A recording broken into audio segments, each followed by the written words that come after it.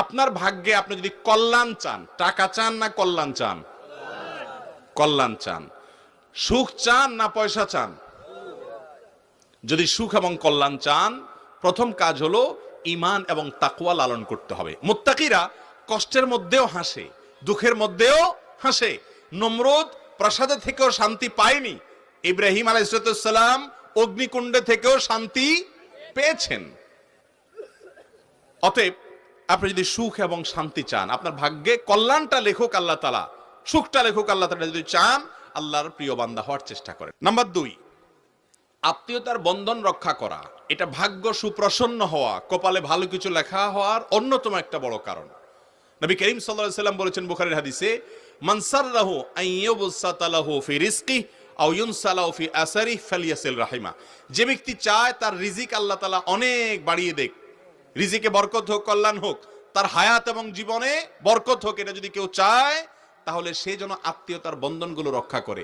রক্ত সম্পর্কীয় আত্মীয়, ভাই বেরাদার, আপনার বোন, ভাতিজা, আপনার ফুফু, আপনার চাচা, আপনার মামা, খালা, এই যে রক্ত সম্পর্কীয় মানুষগুলো আছেন, বাবা মা তো বটেই, এই মানুষগুলোর সাথে যদি আপনি খুব বেশি যোগাযোগ রাখেন, সংযুক্ত রাখেন, সম্পৃক্ত থাকেন, ভালো সম্পর্ক রাখেন, হাই হ্যালো রাখেন, সাধ্য অনুযায়ী পাশে দাঁড়ান, আর কিছু না হোক সম্পর্ক যেন খারাপ না হয় সে চেষ্টা করেন, তাহলে আপনার জীবনে বরকত নেমে আসবে ইনশাআল্লাহ। তৃতীয়ত, আপনার ভাগ্যে ভালো কিছু লেখা হবে যদি আপনি আল্লাহর প্রশংসা করতে শিখেন, শুকরিয়া আদায় করতে শিখেন। আল্লাহ বলেছেন, লা ইন শাকারতুম লা আযীদান্নাকুম, যদি তোমরা আমার কোন নিয়ামত পাওয়ার পর কৃতজ্ঞতা আদায় করো, আলহামদুলিল্লাহ বলো, শুকর আদায় করো, যে নিয়ামত পাইছো এটাকে আমি আরো বাড়াই দিব। 4 নম্বর হলো সাদাকা করা, দান। দানে ধন বাড়ে। এবং নাম্বার 5 এবং সর্বশেষ এই নাম্বারটি বলবো, সেটা হলো বেশি বেশি আল্লাহর কাছে ইস্তিগফার করা। এটা জীবনে বরকত নাজিল হওয়ার কারণ। কোরআনে কারীমে সূরা দাহরে আল্লাহ তাআলা বলেছেন, ফাকুল তাস্তাগফিরু রাব্বাকুম। নূহ আলাইহিস সালাম বলেছিলেন তার জাতিকে, তোমরা তোমাদের রবের কাছে ক্ষমা চাও, নিজের পাপের জন্য ইস্তিগফার করো, মাপ চাও।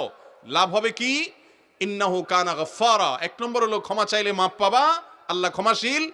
আর এরপরের কথা হলো যে ওয়ায়ুমদিদ লাকুম বিআমওয়ালিন ওয়া বানিন, সম্পদ, সন্তান, এই সবগুলো দিয়ে তোমাদেরকে আল্লাহ তাআলা সমৃদ্ধ করবেন, রিচ করবেন, এগুলো বাড়িয়ে দিবেন যদি তোমরা ইস্তিগফার করো। আল্লাহ তাআলা আমাদের সবাইকে মেনে চলার তৌফিক দান করুন।